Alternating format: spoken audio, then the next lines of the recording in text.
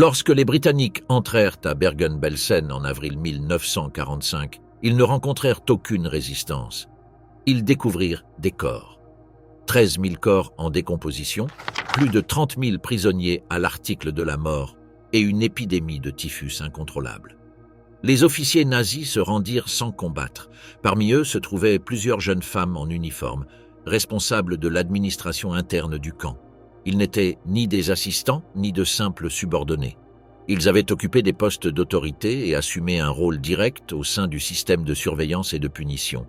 Leur présence dans le camp n'était ni circonstancielle ni symbolique, mais constituait un élément actif du fonctionnement du régime. Pour les Britanniques, cela suffisait à les tenir responsables et à les traduire devant un tribunal militaire. Qui étaient ces femmes? Comment en sont-elles arrivées à ces postes? Et qu'est-ce qui a conduit les Alliés à exécuter des femmes pour crimes de guerre pour la première fois de leur histoire? La libération de Bergen-Belsen, l'horreur révélée. Au cours des premières semaines d'avril 1945, la 11e division blindée britannique progressait en territoire allemand dans le cadre des opérations finales menant à la victoire alliée. Sa mission initiale était de sécuriser les axes industriels du nord de l'Allemagne et les points de passage stratégiques de l'Elbe, préparant ainsi le terrain pour l'assaut final sur Hambourg. Aucun officier de cette colonne militaire n'avait anticipé que son itinéraire l'amènerait à l'une des découvertes les plus bouleversantes de la Seconde Guerre mondiale. La première rencontre eut lieu lorsqu'un détachement allemand s'approcha des positions britanniques, agitant un drapeau blanc de reddition. Le commandant allemand expliqua qu'à proximité se trouvait un camp militaire sous administration SS, où une épidémie incontrôlable de typhus s'était déclarée. La demande était précise: établir une trêve locale afin d'empêcher les combats de propager la maladie au-delà des limites du camp. Les commandants britanniques, initialement sceptiques face à cette manœuvre qu'ils jugeaient dilatoire, acceptèrent finalement l'inspection. L'accord provisoire signé le 13 avril stipulait que les troupes britanniques pouvaient pénétrer dans la zone sans résistance armée, à condition de mettre en œuvre des mesures sanitaires immédiates. Ce que les Allemands omettaient de révéler, c'était la véritable nature de l'installation qu'ils cédaient. Le 15 avril, des soldats du 63e régiment anti-chars furent les premiers alliés à franchir l'entrée principale de Bergen-Belsen. Le commandant du camp, Joseph Kramer, ainsi qu'un petit groupe de SS restés à leur poste, les accueillirent avec une attitude oscillant entre résignation et soulagement.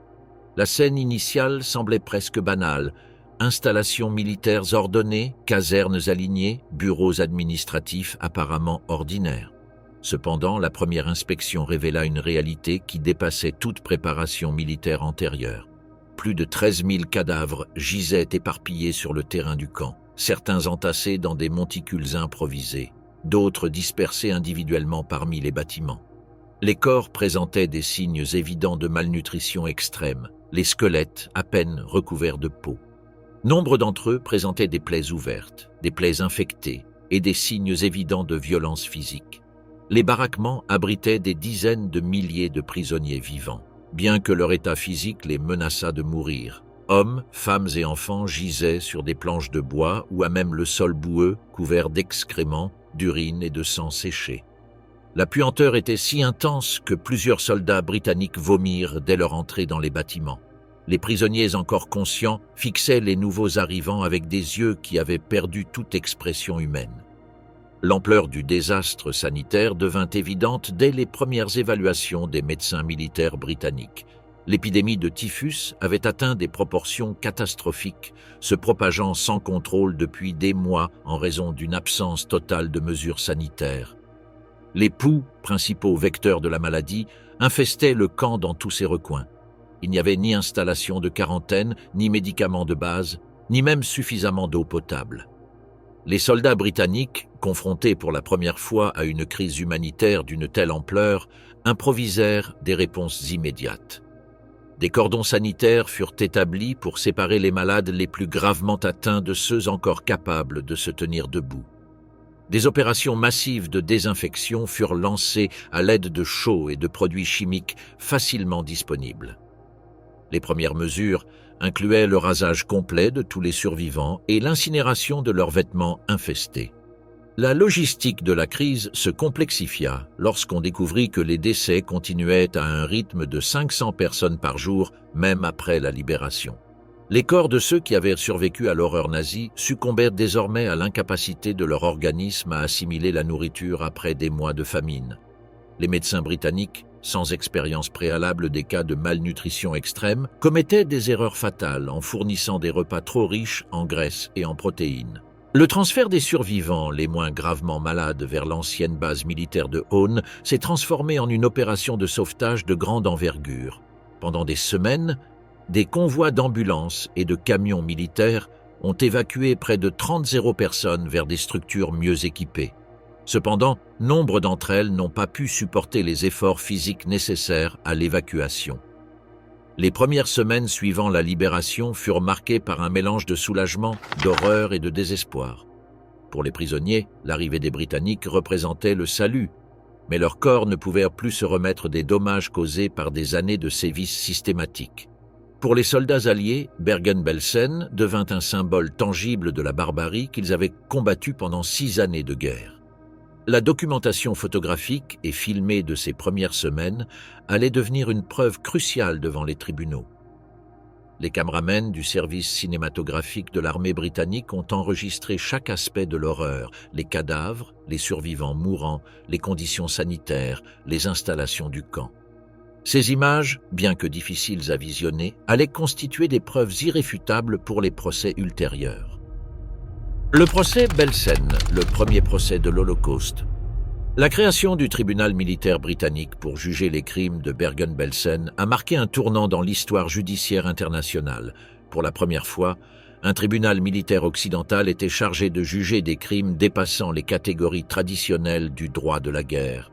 Le procès, qui s'est tenu entre septembre et novembre 1945 à Lunebourg, a précédé les célèbres procès de Nuremberg et a établi des précédents juridiques fondamentaux. Le cadre juridique reposait sur la loi royale sur les crimes de guerre de 1945, qui accordait aux tribunaux militaires britanniques la compétence de juger les violations du droit international commises dans les territoires sous occupation alliée. La législation applicable comprenait les conventions de la Haye de 1907 et les conventions de Genève de 1929, complétées par les principes du droit international coutumier interdisant les mauvais traitements infligés aux populations civiles. La composition du tribunal reflétait le sérieux que les autorités britanniques accordaient à l'affaire. Le colonel R. B. Scott présidait un collège de 5 juges militaires, tous officiers de carrière et expérimentés en droit militaire. L'accusation était présidée par le lieutenant-colonel M.P.E.M. Backhouse, accompagné d'une équipe de procureurs spécialisés dans les crimes de guerre. Cette structure éliminait la participation de jurys civils, concentrant la responsabilité des décisions sur des juges spécialement formés. Les 45 accusés représentaient un échantillon représentatif du personnel ayant travaillé à Bergen-Belsen et à Auschwitz. La décision de juger conjointement les crimes commis dans les 2 camps reflétait le parcours professionnel de nombre d'entre eux, transférés d'un établissement à l'autre selon les besoins de l'appareil nazi. Cette stratégie judiciaire a permis de dresser un tableau complet de la participation individuelle au système concentrationnaire. Parmi les personnes poursuivies figuraient des commandants comme Joseph Kramer, des superviseurs de sections spécifiques, du personnel médical, du personnel administratif, des cuisiniers et des gardes de divers grades. L'inclusion de personnel apparemment secondaire reflétait une conception large de la responsabilité pénale. Non seulement ceux qui avaient directement ordonné, mais aussi ceux qui avaient facilité ou permis la commission de crimes pouvaient être considérés comme coupables. Le processus judiciaire s'est caractérisé par la rigueur et la transparence. Les audiences étaient publiques et largement couvertes par la presse internationale. Le droit à la défense était garanti. Des avocats militaires étaient assignés à chaque accusé, certains étant autorisés à se défendre personnellement. Les témoignages étaient entendus sous serment, tant pour l'accusation que pour la défense, ce qui permettait un contre-interrogatoire entre l'accusation et la défense. Les preuves présentées comprenaient des documents administratifs récupérés dans les camps, des photographies prises lors de la libération, des images tournées par des caméramans militaires et, surtout, des témoignages directs de survivants. Cette combinaison de preuves documentaires et testimoniales a établi un standard de preuve qui serait reproduit lors des procès ultérieurs. Les témoignages des survivants ont constitué l'essentiel, tant émotionnel que factuel, des débats. Des hommes et des femmes ayant enduré des années de torture, de faim et d'humiliation ont comparu devant le tribunal pour raconter des expériences spécifiques. Leurs déclarations ne se limitaient pas à des descriptions générales de l'horreur, mais identifiaient des individus précis, décrivaient des incidents particuliers et fournissaient des détails permettant d'établir les responsabilités personnelles. L'un des aspects les plus novateurs du procès fut la reconnaissance de la responsabilité pénale par omission. Il n'était pas nécessaire de prouver qu'un accusé avait directement tué des prisonniers. Il suffisait de démontrer qu'il avait facilité, permis ou délibérément ignoré des crimes commis sous sa supervision. Cette doctrine a considérablement élargi le champ d'application de la justice pénale internationale. Les stratégies de défense ont suivi des schémas qui se sont répétés lors des procès ultérieurs. La plupart des accusés ont plaidé l'obéissance due, arguant qu'ils ne faisaient qu'obéir aux ordres de leurs supérieurs sans être en mesure de prendre des décisions autonomes. D'autres ont nié avoir connaissance des crimes les plus graves, affirmant que leur fonction était purement administrative. Certains ont tenté de se présenter comme des victimes du système, forcées à participer contre leur gré.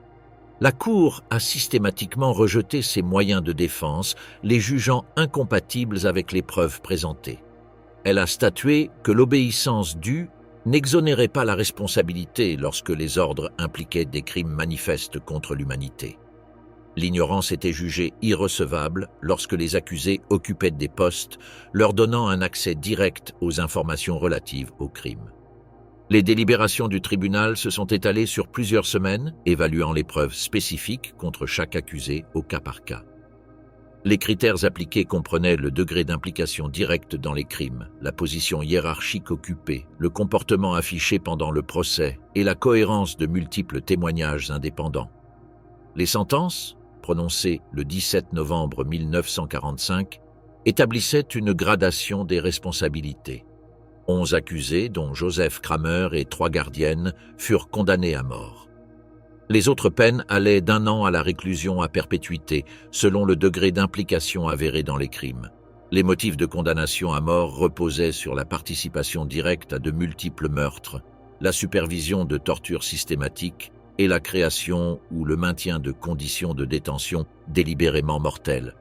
Des peines moins lourdes étaient appliquées à ceux qui, bien qu'impliqués dans le fonctionnement du système, ne pouvaient être directement liés à des décès précis. L'importance historique des procès Belsen va au-delà de ces résultats immédiats. Ils ont établi des précédents cruciaux pour le développement du droit pénal international, notamment la reconnaissance des crimes contre l'humanité comme catégorie juridique spécifique, l'acceptation du témoignage des victimes comme preuve valable et la responsabilité individuelle pour les crimes commis au sein de structures organisationnelles complexes. Les exécutions de Hamelin, la justice britannique à la corde. La planification des exécutions des condamnés du procès de Belsen a nécessité une coordination administrative sans précédent dans l'histoire judiciaire britannique. Les autorités militaires ont dû exécuter 11 condamnations à mort simultanément, tout en respectant les protocoles juridiques britanniques et les attentes internationales en matière de justice impartiale. La prison de Hamelin a été choisie comme lieu d'exécution en raison de ses infrastructures adéquates et de son emplacement stratégique au sein de la zone d'occupation britannique. Les préparatifs logistiques ont commencé immédiatement après le prononcé des peines. Une double potence spécialement conçue a été construite selon les spécifications de la prison de Pentonville à Londres, mais adaptée pour permettre plusieurs exécutions en une seule période.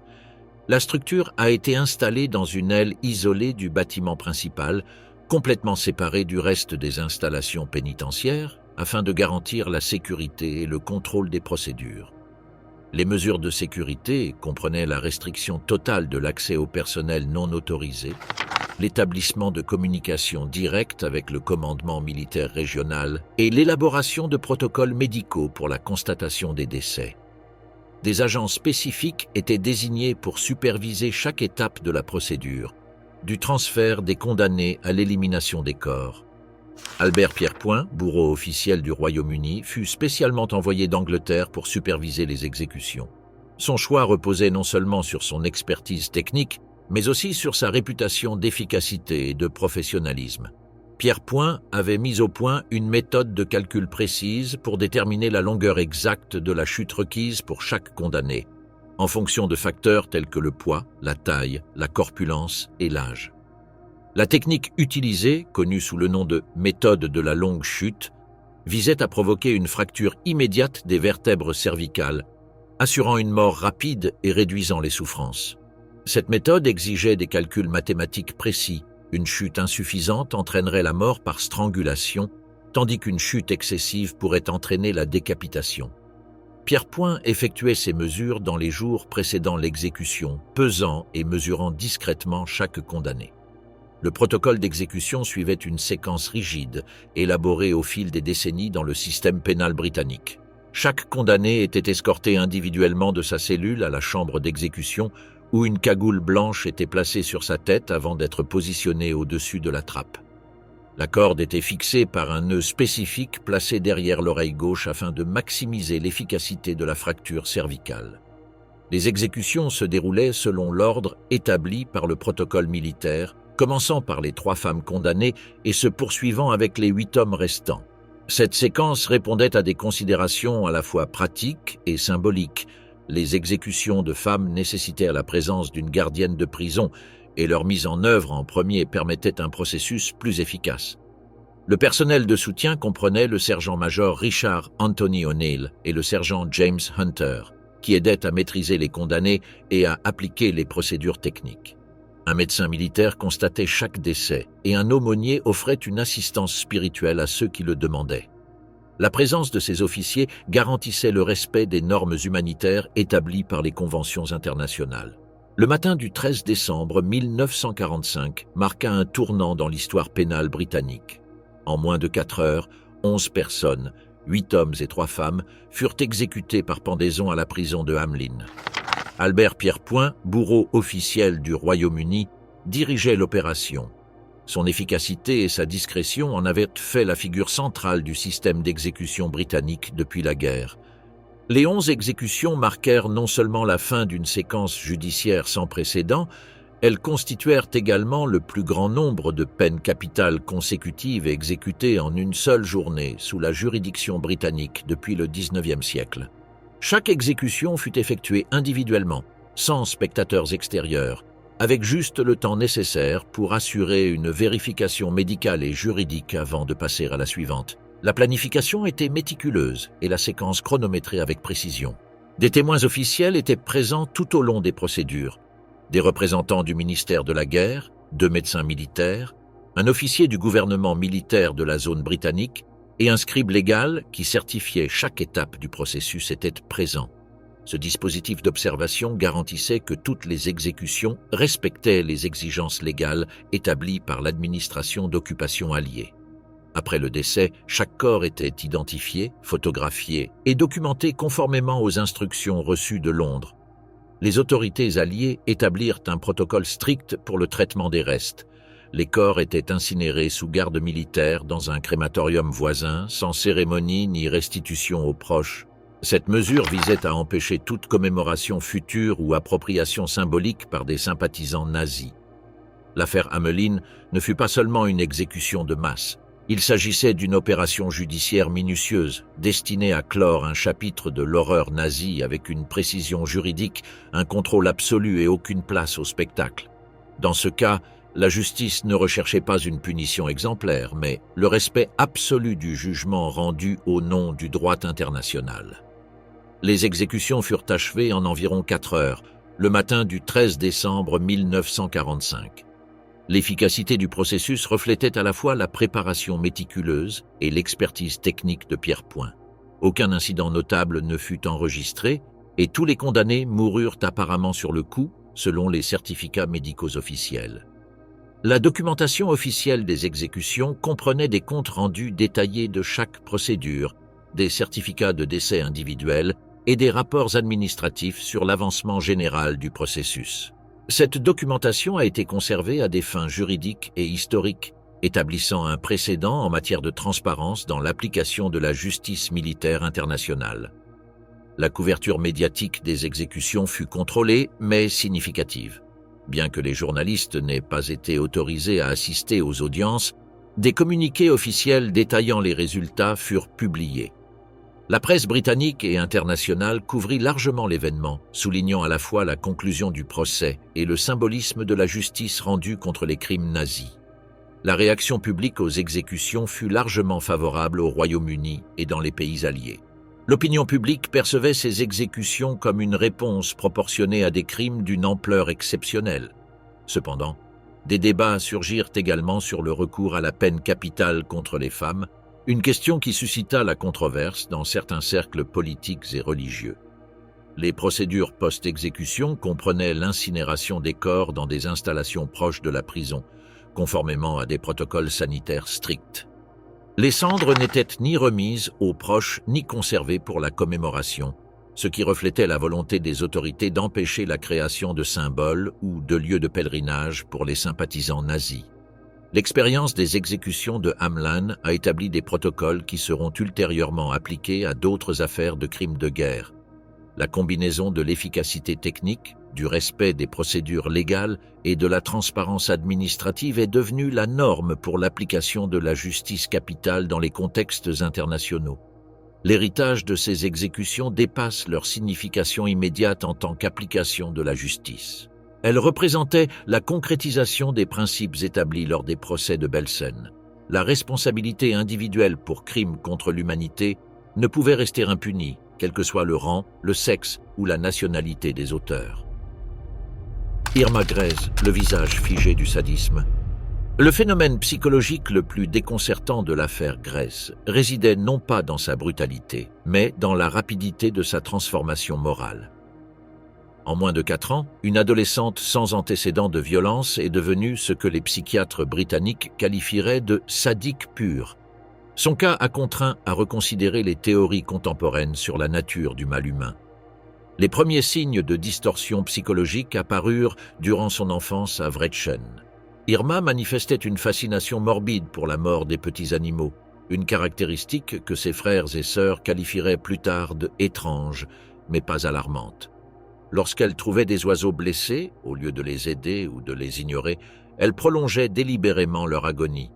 Ce comportement précoce suggérait la présence de pulsions sadiques latentes, restées cachées jusqu'à ce qu'elle trouve le contexte propice à leur manifestation. La catastrophe familiale qui marqua son adolescence, le suicide de sa mère par empoisonnement, la traumatisa non seulement émotionnellement, mais modifia aussi fondamentalement sa perception de la mortalité humaine. Les dossiers médicaux du sanatorium où elle travailla plus tard indiquèrent qu'elle faisait preuve d'une indifférence clinique anormale à la souffrance des patients. Ce détachement émotionnel constitua le fondement psychologique sur lequel se fonderait son comportement criminel ultérieur. Son rapport à l'autorité révélait des schémas qui expliqueraient son adaptation enthousiaste au système concentrationnaire. Irma ne se contentait pas d'obéir aux ordres, elle les anticipait, les interprétait avec générosité et les outrepassait systématiquement. Les rapports de surveillance à Ravensbrück soulignaient son initiative exceptionnelle dans l'application des sanctions, un euphémisme administratif qui masquait sa tendance à inventer des tortures non autorisées. L'aspect le plus troublant de sa psychologie était le lien qu'elle établissait entre violence et gratification sexuelle. Des témoignages confidentiels d'autres SS indiquaient que Grese ressentait une excitation physique visible lors des coups les plus violents. Cette sexualisation de la cruauté la distinguait même parmi le personnel le plus brutal du camp, créant une catégorie unique de perversion combinant sadisme, nécrophilie et exhibitionnisme. Sa méthode de sélection des victimes suivait des schémas révélant la complexité de ses motivations psychologiques. Elle n'attaquait pas au hasard, mais choisissait plutôt des prisonniers présentant des caractéristiques spécifiques. Jeunesse, beauté résiduelle, signes d'éducation antérieure ou résilience spirituelle manifeste. Cette sélectivité suggérait que ces attaques visaient précisément à détruire les éléments humains qui représentaient ce qu'elle-même avait perdu ou n'avait jamais possédé. L'évolution de ces techniques de torture témoignait d'une créativité sinistre qui dépassait la simple violence. Il développa des méthodes maximisant l'humiliation psychologique en plus de la douleur physique. Il força des mères à assister à la torture de leurs filles, imposa des actes de dégradation sexuelle aux prisonniers et créa des situations où les victimes étaient contraintes de choisir entre différentes formes de souffrance. Sa relation avec les chiens dressés révélait des aspects encore plus troublants de sa personnalité fragmentée. Les animaux répondaient à sa voix et à ses gestes avec une obéissance qu'elle n'avait jamais obtenue auprès des humains.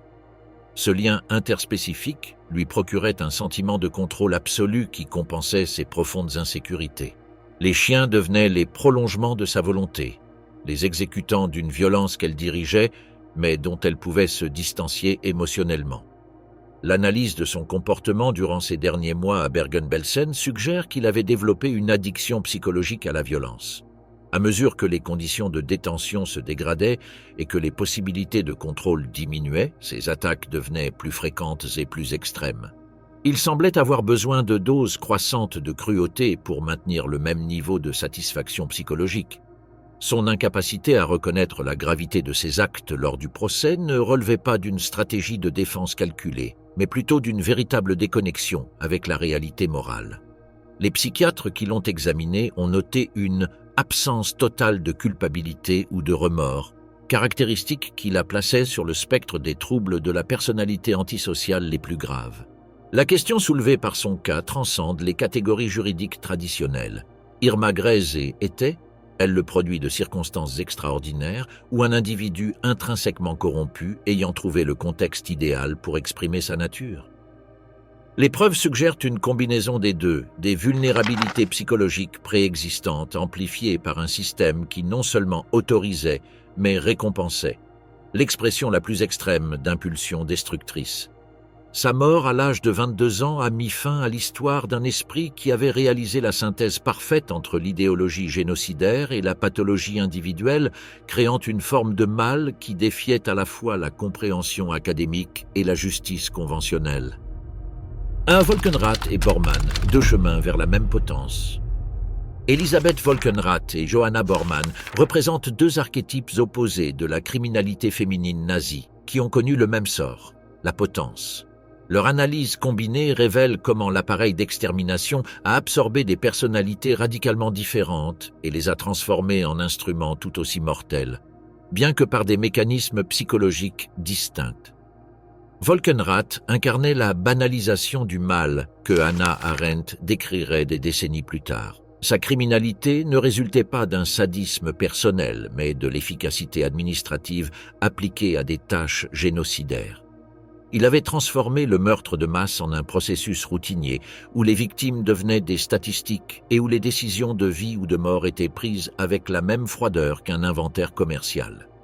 Sa spécialisation dans les sélections d'Auschwitz a révélé un esprit capable d'appliquer des critères apparemment rationnels à des processus intrinsèquement irrationnels. Il a développé des systèmes de catégorisation optimisant le processus d'extermination, âge, conditions physiques, aptitude au poste, signes de résistance. Cette systématisation lui a permis de traiter des milliers de décisions mortelles sans connaître l'effondrement émotionnel qui affectait le personnel moins structuré. La correspondance administrative conservée portait sa signature sur les documents autorisant les transports massifs vers les chambres à gaz, avec des notes marginales révélant une approche purement logistique. Réduire le nombre de personnes en raison des capacités limitées. Donner la priorité aux cas médicaux pour une élimination rapide, coordonnée avec les horaires des crématoriums. Ces phrases illustraient une corruption morale plus profonde que la violence explosive. La transformation du génocide en une procédure bureaucratique. Son ascension au sein de la hiérarchie nazie ne reposait pas sur une brutalité visible, mais sur ses compétences organisationnelles. Les rapports de ses supérieurs la décrivaient comme extrêmement fiable, axée sur les résultats et capable de maintenir la discipline sans débordements émotionnels. Cette évaluation positive de l'efficacité génocidaire révélait comment le système récompensait la criminalité systématique plutôt que la violence individuelle. Bormann, en revanche, représentait une criminalité instinctive qui avait trouvé dans l'appareil nazi le contexte idéal pour s'exprimer. Son âge avancé au moment de son incorporation, 45 ans, signifiait qu'elle n'avait pas été façonnée par un endoctrinement juvénile, mais qu'elle avait consciemment choisi de participer au système pour des raisons transcendant l'idéologie. Sa relation avec les chiens révélait des aspects de sa personnalité antérieure à son enrôlement dans la SS. Les habitants de sa ville natale se souviendront plus tard qu'il avait toujours manifesté une affinité particulière avec les animaux agressifs et qu'il avait auparavant travaillé dans un abattoir où il était connu pour son insensibilité à la souffrance animale. Ce passé suggérait des prédispositions que le système concentrationnaire avait simplement canalisées vers des cibles humaines. La méthodologie qu'il a développée pour utiliser les chiens comme armes a révélé une compréhension intuitive de la psychologie de la terreur. Il utilisait les animaux non seulement pour infliger des blessures physiques, mais aussi pour créer des spectacles d'horreur qui maximisaient l'impact psychologique sur les autres prisonniers. Les victimes étaient sélectionnées pour leur visibilité et non pour des infractions spécifiques, faisant de chaque attaque une leçon publique sur les conséquences de la résistance. Les dossiers médicaux des victimes d'attaques canines, dirigés par Bormann, montraient des lésions suggérant une prolongation délibérée des souffrances. Les morsures étaient concentrées dans des zones causant une douleur maximale sans entraîner de mort immédiate, permettant aux victimes d'agoniser pendant des jours, témoins vivants de la terreur. Son comportement lors des sélections différait radicalement de la méthode administrative de Volkenrath.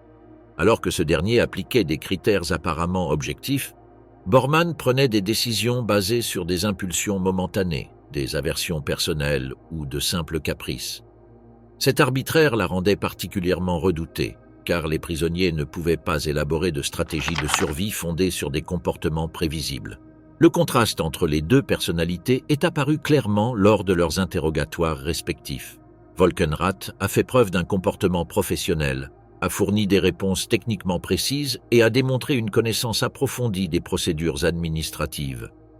Sa stratégie consistait à se présenter comme une fonctionnaire compétente, ayant exécuté les ordres sans en remettre en question le contenu moral. Bormann, en revanche, manifestait une réelle confusion quant aux raisons de son procès. Sa compréhension limitée des implications juridiques de ses actes contrastait avec sa connaissance approfondie des techniques de torture qu'elle avait employées. Cette dissociation entre compétences pratiques et incompréhension morale illustrait une autre forme de corruption psychologique. L'analyse de leurs peines respectives révèle la manière dont le tribunal a évalué ces deux types de criminalité. Volkenrath. Elle a été condamnée principalement pour sa participation systématique à des massacres, l'accent étant mis sur la préméditation et la planification qui ont caractérisé ces crimes. La sentence reconnaît que son efficacité administrative a été fondamentale pour le fonctionnement de l'appareil d'extermination. Bormann fut reconnu coupable d'actes spécifiques de torture et de meurtre, qui, bien que moins nombreux que ceux de Volkenrath, furent considérés comme particulièrement cruels en raison de leur caractère prolongé et spectaculaire. Le tribunal reconnut que ces crimes, bien que moins systématiques, avaient causé des souffrances allant au-delà de la simple élimination physique. Leurs exécutions simultanées symbolisaient la détermination du système judiciaire à ne pas établir de hiérarchie morale entre les différentes formes de participation au génocide. L'efficacité bureaucratique et la cruauté instinctive méritaient la même punition lorsqu'elles servaient des objectifs génocidaires. L'héritage de ces deux affaires illustre la diversité des motivations et des personnalités que l'appareil nazi a réussi à intégrer à sa machine d'extermination. La leçon historique fondamentale est que le génocide ne requiert pas seulement des fanatiques idéologiques ou des sadiques pathologiques, mais peut aussi absorber et corrompre des individus apparemment normaux par divers mécanismes psychologiques et sociaux. Procès incomplet lorsque la peine n'atteint pas le crime. Les décisions judiciaires qui ont sauvé Herta Ehlert, Herta Botte et Irène Haschke, spécialistes de l'exécution, révèlent les complexités éthiques et probatoires auxquelles les tribunaux ont été confrontés lors de l'évaluation de la responsabilité pénale. Leur cas illustre comment des facteurs apparemment mineurs, âge, rang, disponibilité de témoignages précis, ont déterminé la différence entre la vie et la mort dans des contextes de justice extraordinaires. Le paradoxe le plus troublant de ces affaires est que les 3 femmes condamnées à mort qui ont échappé à l'exécution auraient pu individuellement causer plus de souffrances directes que certaines des personnes exécutées. Cependant, La nature des preuves disponibles, les circonstances particulières de leur crime et les limites du processus judiciaire ont créé une situation où culpabilité morale et sanction légale ne coïncidaient pas nécessairement. Herta Ehlert représentait le cas le plus complexe du point de vue du degré de culpabilité. Sa transformation de boulangère berlinoise en superviseur brutal illustrait comment un endoctrinement systématique pouvait corrompre des personnalités apparemment stables. Les archives de sa formation auprès de Theodora Binz révélaient une progression calculée, de la résistance initiale à l'adoption enthousiaste de méthodes extrêmes. Son cas soulevait des questions fondamentales quant à la responsabilité individuelle par rapport au conditionnement institutionnel. Les rapports psychiatriques préparés pour le procès indiquaient qu'il avait développé une dissociation fonctionnelle, lui permettant de commettre des actes d'une cruauté extrême tout en conservant l'image d'une personne fondamentalement décente. Ce cloisonnement psychologique compliquait les évaluations traditionnelles de la culpabilité pénale. Des témoignages spécifiques contre Ehlert ont révélé des comportements qui transcendaient la simple obéissance aux ordres. Elle avait développé des innovations personnelles en matière de techniques de punition, créé des systèmes d'humiliation absents des manuels officiels et fait preuve d'initiative pour accroître la souffrance des prisonniers sous sa surveillance. Ces caractéristiques suggéraient une participation active et créative aux dispositifs d'oppression. La décision de la condamner à 15 ans de prison au lieu de la peine capitale reposait en partie sur des considérations liées à son âge relatif et à l'absence de preuves directes d'implication dans des meurtres précis. Cependant, des témoignages ultérieurs, recueillis après le procès, ont suggéré que cette distinction entre violence grave et meurtre direct était artificielle dans des contextes où des violences systématiques équivalaient effectivement à un homicide différé. Sa libération anticipée en 1953 suscita une controverse qui dura des décennies. Les organisations de survivants estimaient que 8 ans d'emprisonnement constituaient une peine insuffisante pour des crimes qui avaient détruit des milliers de vies. Cette décision reflétait des politiques de réconciliation plus larges, privilégiant la stabilisation de l'Allemagne de l'Ouest plutôt que la pleine satisfaction des demandes de justice. Herta Both incarnait un type de criminalité différent, défiant les catégories juridiques traditionnelles. Son jeune âge au moment des faits, 24 ans, suscitait des espoirs de réhabilitation qui contrastaient fortement avec les preuves de son comportement. Les dossiers médicaux des victimes sous sa supervision faisaient état de blessures suggérant un sadisme délibéré plutôt qu'une discipline de routine. L'analyse médico-légale des instruments qu'il utilisait pour punir les prisonniers révéla des modifications personnelles qui augmentaient les dommages causés. Il avait affûté le tranchant de ses outils de travail, ajouté des éléments tranchants aux matraques standards et développé des techniques de frappe qui maximisaient les fractures osseuses. Ces innovations témoignaient d'une mentalité qui trouvait satisfaction dans le perfectionnement des méthodes d'inflige des souffrances. Son comportement, lors des interrogatoires préalables au procès, présentait des caractéristiques que les psychiatres ont qualifiées de instabilité émotionnelle grave avec des tendances explosives. Les épisodes alternaient entre un déni total de responsabilité et des accès de colère où il décrivait avec exactitude les violences qu'il avait infligées. Cette incohérence émotionnelle compliquait l'évaluation de sa capacité de compréhension morale. Le témoignage contre Both comprenait des descriptions particulièrement troublantes de violences sexuelles qu'il avait infligées à des prisonniers à titre de divertissement personnel. Ces actes, qui ne faisaient pas partie des protocoles officiels du camp, révélaient une créativité sinistre dans l'application de l'humiliation, transcendant les attentes institutionnelles. La peine de 10 ans prononcée par le tribunal reflétait la prise en compte par le tribunal de circonstances atténuantes liées à son âge et à l'extrême pression subie lors de ses derniers jours à Bergen-Belsen.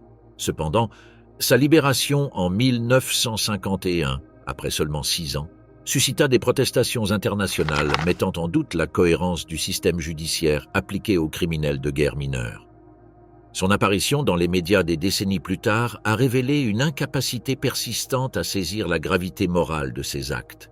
Lors d'interviews télévisées dans les années 1980, il a invoqué des justifications fondées sur des ordres supérieurs et des circonstances extraordinaires, démontrant que son emprisonnement n'avait pas suscité de véritable réflexion morale sur sa participation à des crimes de masse.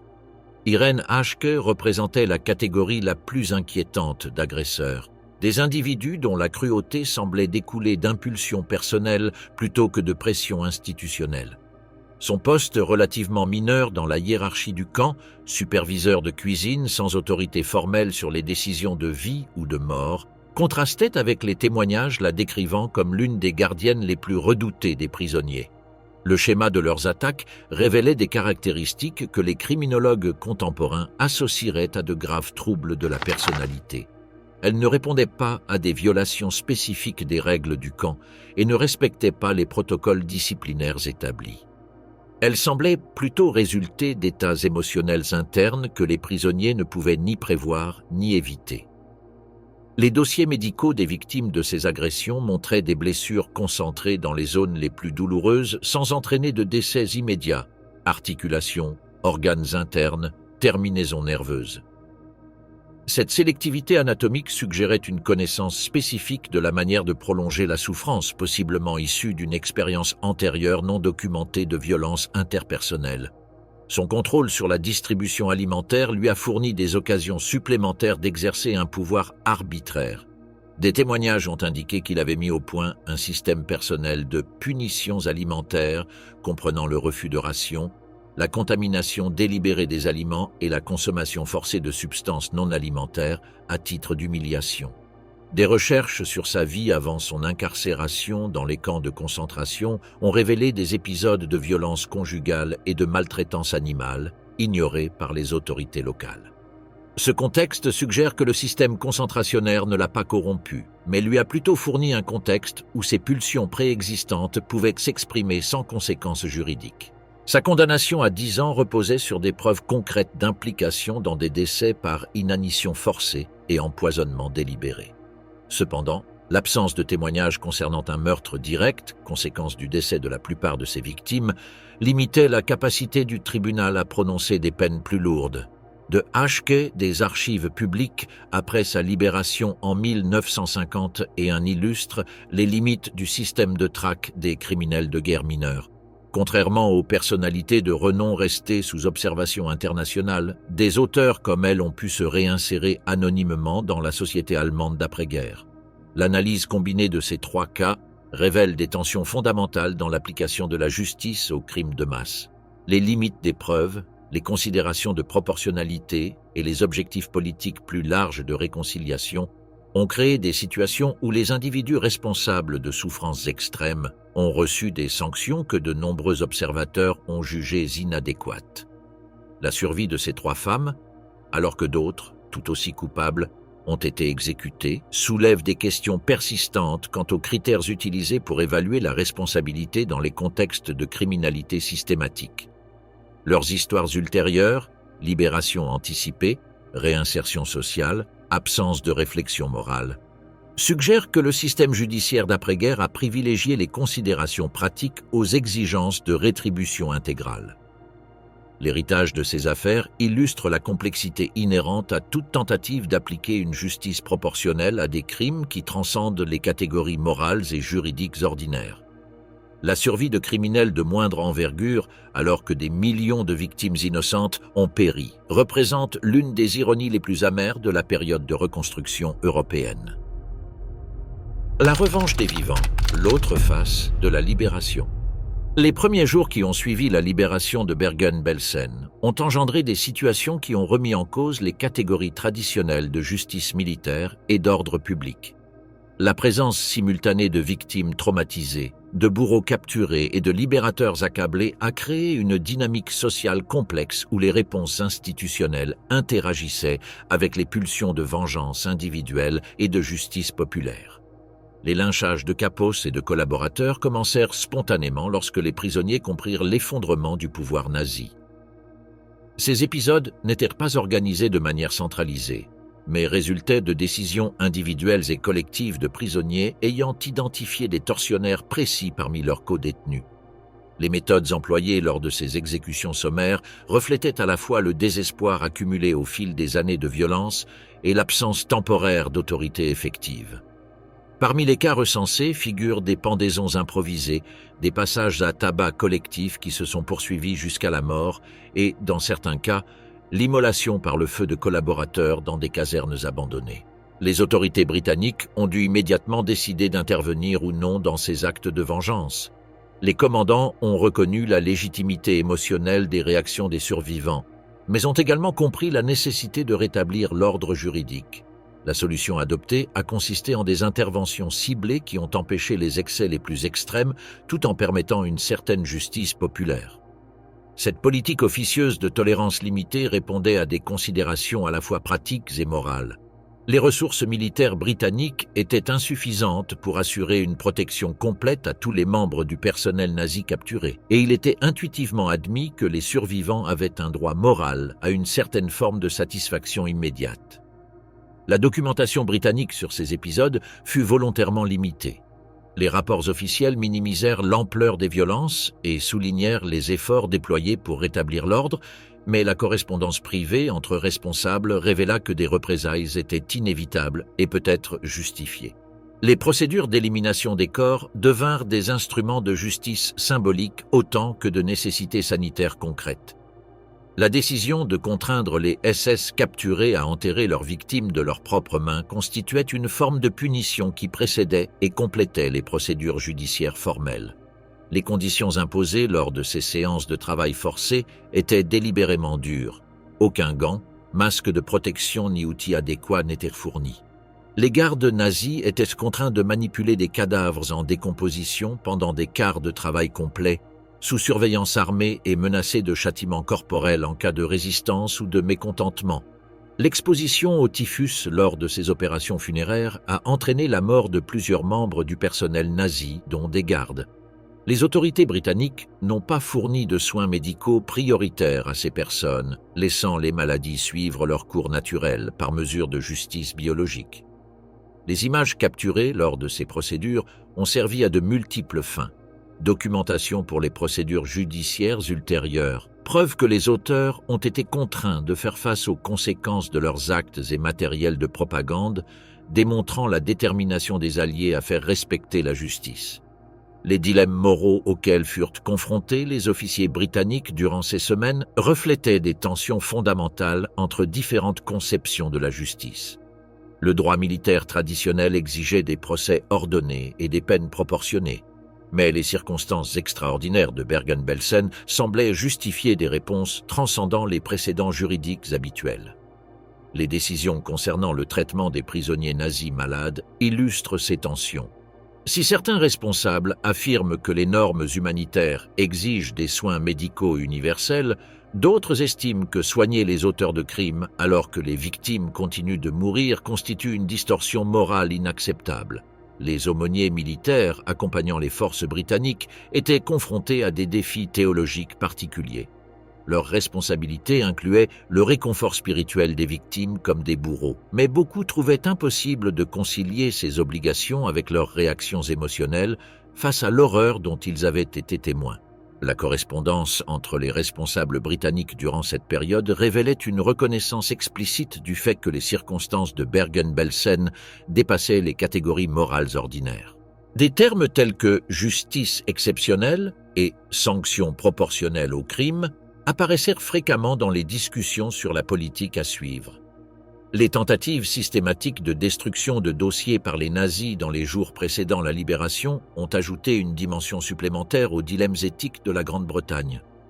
Les preuves montrant que les auteurs avaient anticipé les procès et tenté de dissimuler les preuves de leurs crimes ont renforcé les arguments en faveur de mesures punitives allant au-delà des procédures légales habituelles. Les fours encore chauds découverts lors de la libération, où brûlaient documents administratifs, listes de prisonniers et ordres d'exécution, apportèrent des preuves tangibles d'une intention criminelle et d'une tentative d'évasion. Ces preuves influencèrent les décisions britanniques concernant le traitement du personnel capturé. Entre avril et mai 1945, plus de 17 corps furent enterrés dans des fosses communes à Bergen-Belsen. Cette tâche ne fut pas effectuée par les soldats alliés, mais par les auteurs eux-mêmes. Des gardes SS, des collaboratrices et des prisonniers allemands du camp furent contraints de creuser, de transporter et d'enterrer les corps, sous la stricte surveillance de l'armée britannique. Le travail fut effectué sans gants, sans masques, sans pelles en nombre suffisant. Certains utilisèrent leurs mains nues. Il ne s'agissait pas seulement d'une tâche sanitaire.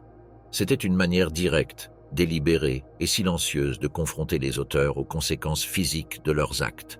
L'ordre provenait du commandement de la 11e division blindée britannique et fut exécuté sous escorte armée.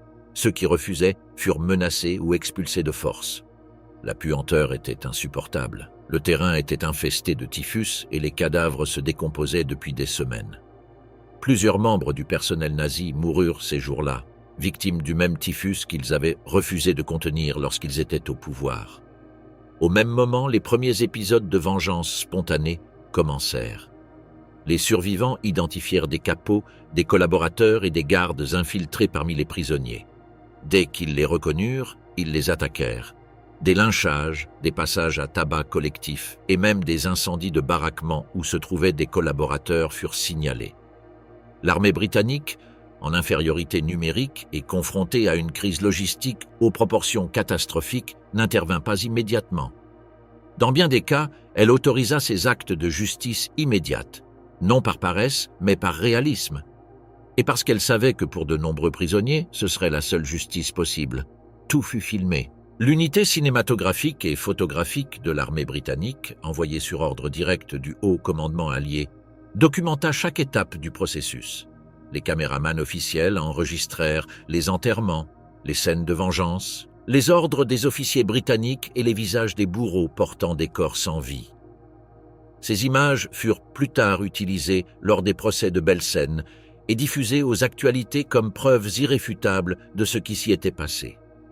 Elles furent également archivées à Londres, Berlin et La Haye dans le cadre des archives historiques officielles de l'effondrement du système nazi. Ce qui avait commencé comme une opération d'assainissement s'est transformé en un acte symbolique de justice. Les corps ont été enterrés par ceux qui les avaient laissés mourir. L'histoire, pour une fois, s'est écrite à la pelle et non avec des mots. La destruction des dossiers n'était pas chaotique, mais systématique, suivant des priorités qui protégeaient les officiers supérieurs tout en sacrifiant des documents susceptibles d'incriminer les subordonnés. Cette sélectivité révélait un calcul criminel justifiant des réponses britanniques plus sévères. Les dilemmes entourant l'intervention dans les cas de vengeance collective étaient compliqués par le fait que de nombreux survivants n'auraient jamais la possibilité de témoigner devant un tribunal officiel en raison de leur état de santé ou de leur mort imminente. Une vengeance immédiate pourrait représenter leur seule chance d'obtenir justice.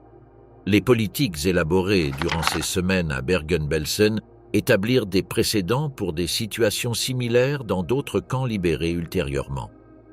L'équilibre entre ordre juridique et justice populaire, entre procédures institutionnelles et réactions émotionnelles, influença l'approche britannique dans de multiples contextes pendant le reste de la guerre. Les questions éthiques soulevées par ces expériences allaient résonner dans les débats sur la justice internationale pendant des décennies. La relation entre processus judiciaire et satisfaction morale, entre culpabilité individuelle et responsabilité collective, entre punition et réhabilitation, allait demeurer des thèmes centraux du droit pénal international.